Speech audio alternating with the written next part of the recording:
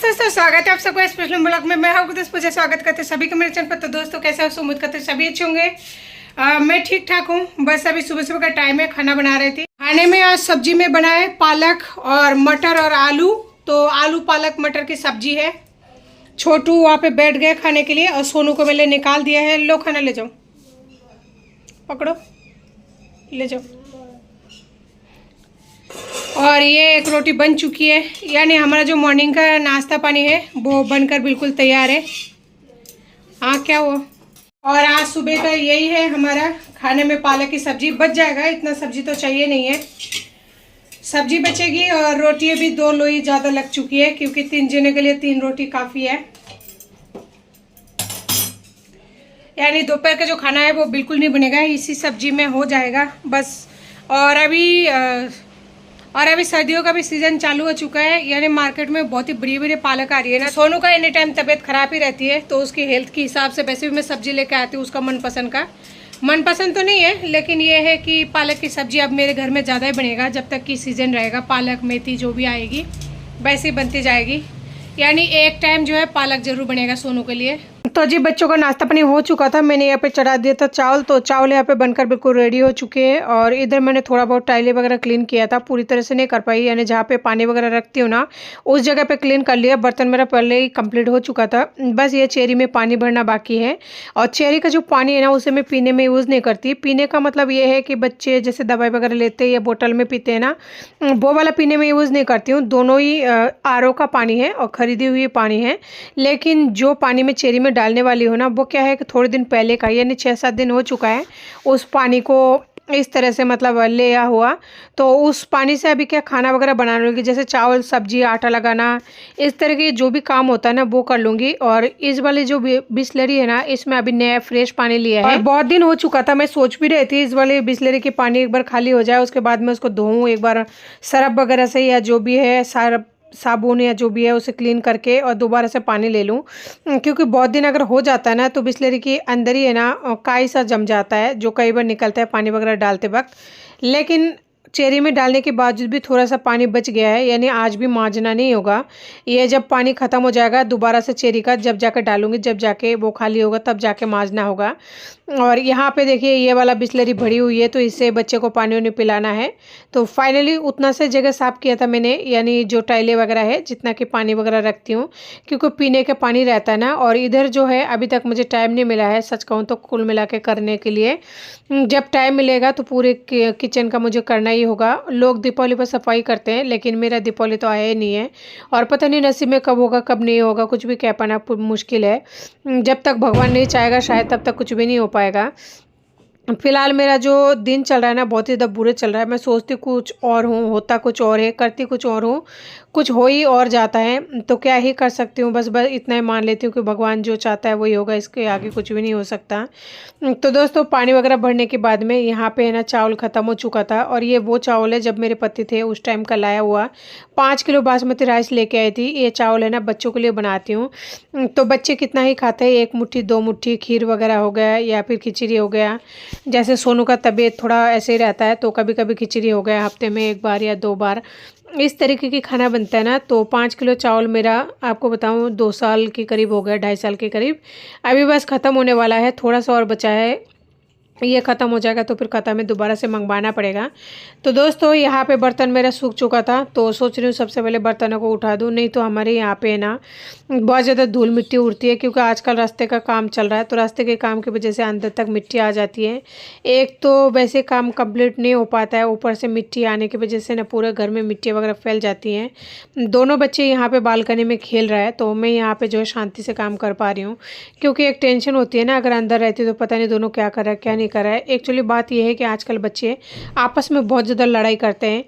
दोस्तों, एक बात और है, अगर जो मेरा पुराना सब्सक्राइबर है खैर उनको तो पता होगा, मेरा जो छोटू है ना, एक गुड़िया है यहाँ पे, वो उनके साथ में खेला करता था। तो वो गुड़िया का क्या हुआ, एकदम से ना मेरे रास्ता जो है आप देख पा रहे होंगे, रास्ता और घर टच में ही है। कोई ज़्यादा फ़र्क नहीं है, रूम से निकलो बस मेन रोड है। तो इसी मेन रोड पे जो है बच्चे खेलते रहते हैं। अगर आप लोगों ने भी देखा होगा वीडियो में, तो छोटू भी यही खेलता रहता है, सोनू भी। तो वो गुड़िया खेल रही थी, हर रोज़ छोटू जाता है उसके साथ खेलने के लिए, थोड़ा बहुत आधी घंटा 10 मिनट के लिए मैं छोड़ देती हूँ। लेकिन कल है ना छोटू गया नहीं था, तो मैं सो गई थी छोटू को लेके, क्योंकि मेरी भी तबीयत ठीक नहीं है। हॉस्पिटल से आने के बाद में फिर काम रेगुलर कंटिन्यू आपको करना ही पड़ता है, आपको आधे घंटे के लिए भी छुट्टी नहीं मिल पाता है। तो क्या हुआ, उस गुड़िया का है ना गाड़ी के साथ में टक्कर हो गई। चोटें तो आई है, बहुत ज़्यादा चोटें आई है। अब उसका क्या प्लास्टर वगैरह हो चुकी है, लेकिन देखिए उनका आदमी है तो हाथों हाथ लेके गए हैं, प्लास्टर वगैरह करा लिया और जो भी मतलब दिक्कत परेशानी थी सब कुछ करा लिया। सोचिए छोटू उसके साथ खेलता रहता है, अगर छोटू होता उसके साथ में तो उसे भी चोट लग सकती थी। इतनी बुरी तरह से डर गई हूँ ना कि भगवान, देखो छोटे छोटे बच्चे हैं, ये लोग रास्ते में खेलते हैं। बात वो नहीं है, एक्चुअली मेन रोड है ना, तो मेन रोड में अगर बच्चे खेलेंगे तो बताइए गाड़ी वाला कितना ब्रेक लगाए और बच्चे भी कितना ही मतलब अपने आप को ब्रेक लगाए, क्योंकि रास्ता साथ में ही है तो कंट्रोल नहीं हो पाता है। इसीलिए मैं छोड़ती ही नहीं हूँ इनको। मेरी एक परेशानी होना था तो समझ में भी आता है, 70 परेशानी है और दिन में ना जाने नए नए परेशानी कहाँ से जन्म लेती है, जिनको मैं सुलझा सुलझा के थक जाती हूँ। अब तो ऐसा लगता है मैं खुद ही एक परेशानी हूँ, जहाँ मतलब परेशान अपने आप ही आते हैं और उनको भी अच्छा लगता होगा। देखिए बाल्टी के अंदर चूहा गिर रखा है और ये बाल्टी सोनू गया था बाथरूम में, तो बोल रहा है मम्मा देखो बाल्टी में कुछ है। जब वो बाहर लाया तो देखा इसके अंदर एक छोटा सा चूहे के बच्चा गिरा हुआ है। घर में इतना ज़्यादा चूहा है ना, देखिए यहाँ पे बाल्टी से एक चूहे को मैं ढक रखी हूँ, अगर नहीं ढकूंगी ना तो ये निकल जाता है यहाँ से, तो इस वजह से इसको ढक रखी हूँ और इसे बाहर छोड़ के आऊँगी दूर तक। तो इसी तरह है ना, घर में चूहे भी मुझे दुखी कर रखा है, कोई भी सामान नहीं रखने देता है, हर सामान को क्या तो ले जाता है, क्या तो काट कूट के ना पूरी तरह से कर देता है। तो ये है बेडशीट, बहुत दिन हो चुका है, गंदा हो चुका है। इतने दिन तो टाइम नहीं मिल पा रहा था, तो सोच रही हूँ आज कर लूँ। और घर पे भले ही मैं हूँ, लेकिन 24 घंटे में एक बार ऐसा समय आता है जिस टाइम मुझे बाहर जाना पड़ता है, कुछ ना कुछ सामान की वजह से या फिर किसी भी कारण की वजह से। आप लोग समझ सकते हैं, अकेला इंसान है तो उसको कभी ना कभी 24 घंटे में एक बार जरूर बाहर निकलना पड़ता है, कोई भी सामान के लिए, किसी भी ज़रूरत की पूर्ति के लिए।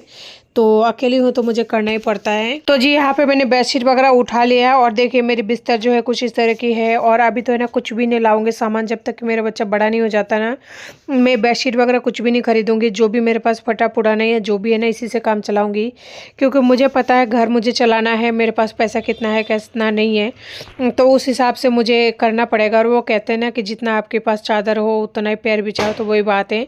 बात कोई भी मतलब गलत नहीं है, मेरे पास पैसा फ़िलहाल कैसे इनकम का जरिया नहीं है, तो मुझे उसी तरह से एडजस्ट करना पड़ेगा। बेडशीट वगैरह फट चुका है और ये जो बेडशीट है ना बहुत ज़्यादा पुरानी है, लेकिन अब मैं दोबारा नहीं लाऊंगी, चाहे कितना फट जाए कितना कुछ हो जाए, कुछ भी नहीं लाऊंगी। घर के चम्मच तक नहीं लाऊंगी, क्योंकि कमाने का अगर जरिया होता ना तो इंसान लाए भी, पता है कि भाई महीने में इनकम आएगा या फिर कोई ना कोई संभाल लेंगे, तो इंसान लाते हैं। लेकिन यहाँ पे तो लाने वाला कोई नहीं है और इनकम का जरिया भी कुछ भी नहीं है, तो फिर लाऊं किस मुंह से। आज अगर कोई सामान खरीदूं तो फिर कल को अगर कोई भी इमरजेंसी हो जाए तो कैसे एडजस्ट करूंगी। बस बहुत कुछ सोच कर है ना, और डर सा जाती हूँ, घबरा सा जाती हूँ, इस वजह से कुछ भी नहीं लाऊंगी जब तक बच्चे नहीं बड़े हो जाएंगे, मैं काम ना करने लग जाऊँ।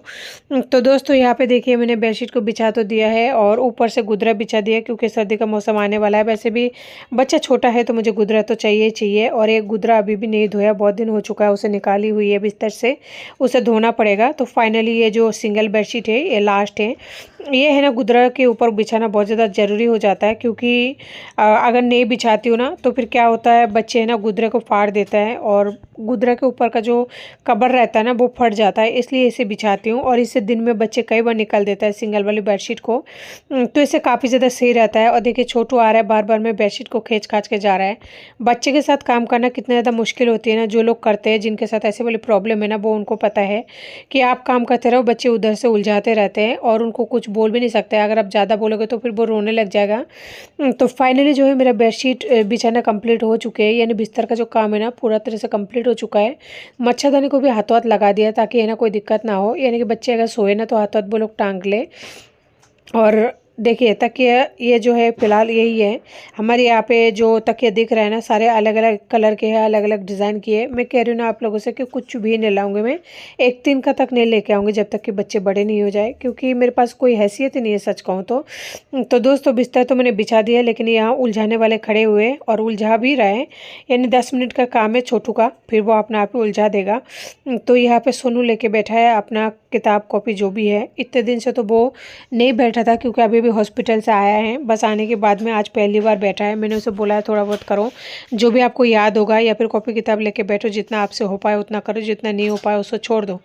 मैं इस टाइम उसे किसी भी तरह का कोई भी प्रेशर नहीं देना चाहती हूँ, क्योंकि अभी अभी हॉस्पिटल से आया है ना। इंसान का जब तबीयत ही सही नहीं रहेगा तो क्या तो पढ़ाई करेगा, क्या खेला कूद करेगा। उसे बस रेस्ट करने में लगभग उसका आधे दिन निकल जाता है, खाना पीना खाने में। और खाना जो है वो आजकल खाना बिल्कुल ही छोड़ दिया है, बहुत ही कम खाते हैं। मैं दिन में 2-3 सब्जी ट्राई करती हूँ, लेकिन बच्चा फिर भी खाना नहीं खाता है। समझ नहीं आता क्या करूँ क्या नहीं करूँ। कई लोग कहते हैं डॉक्टर को दिखाओ, उसे खाने का दवाई दे देंगे। फिर मुझे डर लगता है कि है ना, अगर डॉक्टर के पास जाऊँ फिर से वही दवाई चालू हो जाए। इससे अच्छा तो है ना 10-15 दिन उसे एक बार रेस्ट दे लूँ, ताकि वो भी अपने आप को समझे। और हो सकता है तबीयत ख़राब की वजह से उसके साथ ऐसा हो रहा है, क्योंकि अभी भी दवाइयाँ चल रही है 3-4 टाइम। तो इसीलिए है ना, एक बार ये पूरी तरह से दवाइयाँ ख़त्म हो जाए, उसके बाद में अगर वो खाना नहीं खाता है प्रॉपर तरीके से। एक माँ को पता है बच्चा कितना खाती है, उसका डाइट प्लान क्या है। अगर वो नहीं खाता है ना, तो फिर मुझे एक बार जो है उसे डॉक्टर के पास ले जाना पड़ेगा। लेकिन वही बात है ना, अगर आप डॉक्टर के पास जाओगे, कुछ भी दवाई वगैरह सिरप वगैरह लिखेगा, तो फिर से आपको जो है पैसा वगैरह देने पड़ेंगे। यानी फिर से जो है 1000-2000 की खर्चा है। तो दोस्तों झाड़ू वगैरह यहाँ पे निकल कर कंप्लीट हो चुका था, तो सोच रही हूँ एक बार मैं पोछा वगैरह लगा लूँ, उसके बाद है ना सारा काम कर लूँ। और इन सारे कामों को करने में लगभग है ना मेरा शाम ढलने वाली है। और 2 दिन हो गया है, उनका जो मैडम है वो ऐसे बोल रहा है बच्चे को 4 बजे भेज देना। अब उनका कोई काम वगैरह होगा इसी वजह से, तो कोई दिक्कत नहीं, 4 बजे छोड़ के आ जाऊँगी। और जल्दी भी आ जाएगा अगर 4 बजे जाएगा तो। लेकिन शनिवार के दिन थोड़ा सा परेशानी हो जाएगी, क्योंकि मुझे थोड़ा बाहर जाना होता है हर शनिवार को। बाहर का मतलब सब्जी वगैरह हो गया, कुछ भी लाना होता है ना, तो इस वजह से। और हमारे यहाँ पे हफ्ते में एक ही बार हटवारा लगता है, उसी दिन अगर जो भी कोई सब्जी लाते हो तो ठीक है, नहीं लाते तो दूर जाना पड़ता है। तो मैं तो दूर नहीं जा पाती हूँ, इसीलिए मैं कोशिश करती हूँ शनिवार के दिन है ना यहाँ से सब्जी वगैरह जो भी होता है जितना ला पाऊँ उतना लेके आ जाऊँ, कि ताकि है ना मुझे दोबारा से कहीं और जाना ना पड़े। और आप किससे मंगवाओगे, किसी से भी कहोगे ना तो कोई नहीं ला के देता है। जब अपना आदमी मरने के लिए छोड़ देता है तो दूसरे से तो उम्मीद ही क्या है, और दूसरे को फिर दोषी भी क्यों ठहराना है। तो जी यहाँ पे जो है पूरी तरह से पोछा लगाना कंप्लीट तो हो चुका है, लेकिन उसके बावजूद भी है ना पूरे घर में किरकिर सा कर रहा है। अब किरकिर का वजह ये है, बहुत ज़्यादा मिट्टी है, और मिट्टी की वजह ये है छोटू लेके आता है पोटला भर के, जाने कहाँ से। वो हर रोज़ शाम को जाता है 10-15 मिनट के लिए खेलने के लिए, और हर रोज़ है ना कहीं से वो लेके ज़रूर आता है। और उसी की वजह से ना पूरे घर में मिट्टी मिट्टी हो जाती है। मेरी बेडशीट में, बिस्तर में जब मैं सोती हूँ ना, ऐसा लगता है मैं बिस्तर पर नहीं मिट्टियों में सो रही हूँ, क्योंकि वो ला के तकिए के नीचे या फिर कहीं ऐसी जगह पर छुपा देता है जहाँ पे उसका खिलौना सेफ रहे।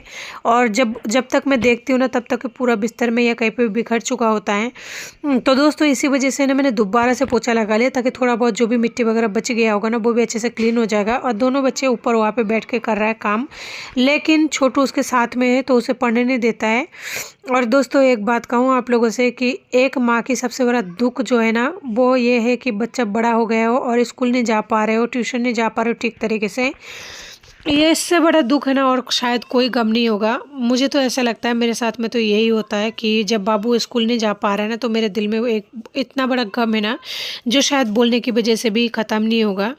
तो सारा काम वगैरह करते करते मुझे शाम हो चुका था, सोनू ट्यूशन जा चुका था, और ट्यूशन से ये आ रहा है। आते वक्त देख सकते हैं हमारे यहाँ का माहौल किस तरह की है, सुनसान हो चुका है, जबकि अभी 6:30 बज रहे, बहुत ज़्यादा टाइम नहीं हुआ है। रोशनी की वजह से ऐसा लग रहा है ना कि चकाचौक वाली मतलब माहौल है। और हमारे देखिए रास्ते की यहाँ पे ढलाई हो चुका है। मैं जहाँ रहती हूँ ना, चारों तरफ फ्लैट ही फ्लैट है, ऐसा लगता है कि कहाँ रह रही हूँ कहाँ नहीं रह रही हूँ। और जो इंडिपेंडेंट मकान है ना, उनको देखे हुए मुझे कई साल हो चुका है। कई बार तो ऐसा लगता है गाँव की तरफ जाके बस जाऊँ, ताकि मन को है ना थोड़ा सा सुकून सा मिले।